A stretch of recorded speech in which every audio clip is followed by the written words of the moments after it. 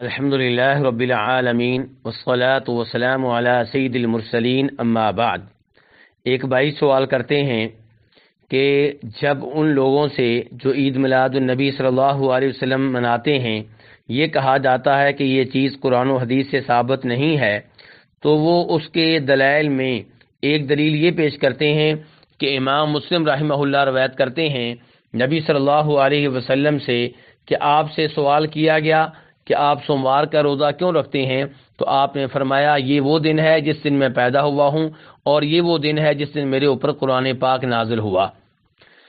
تو اس کو دلیل بنایا جاتا ہے عید میلاد النبی صلی اللہ علیہ وسلم کے لیے۔ تو گزارش یہ ہے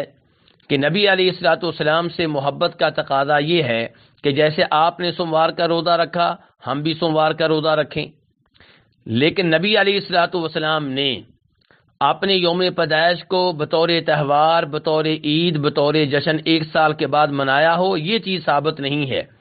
بلکہ آپ نے ہر ہفتے سوموار کا روزہ رکھا ہے، اور روزہ رکھنے کا دن سب جانتے ہیں کہ وہ عید کا دن نہیں ہوتا، بلکہ عید کے دن تو روزہ رکھنا ممنوع ہوتا ہے۔ آپ کا سوموار کے دن روزہ رکھنا اس بات کی دلیل ہے کہ آپ کے یوم پیدائش کو بطور عید، بطور تہوار منانا غلط ہے۔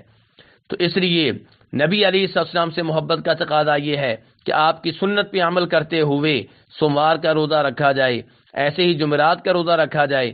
لیکن آپ کے یوم پیدائش کو بطور عید ایک سال کے بعد منانا یہ نہ آپ کا طریقہ ہے، نہ آپ کے صحابہ کرام کا، نہ تابعین کا، نہ تبع تابعین کا، نہ چار اماموں کا۔ یہ ان لوگوں کا طریقہ ہے جو صحابہ کرام کے دشمن تھے اور مصر میں حکمران رہے ہیں، انہیں فاطمی کہا جاتا تھا۔ انہوں نے اس چیز کا آغاز کیا تھا کہ آپ کے یوم پیدائش کو بطور عید اور بطور تہوار منایا جائے۔ اللہ تعالی ہمیں ہر طرح کی بدعات سے محفوظ رکھے۔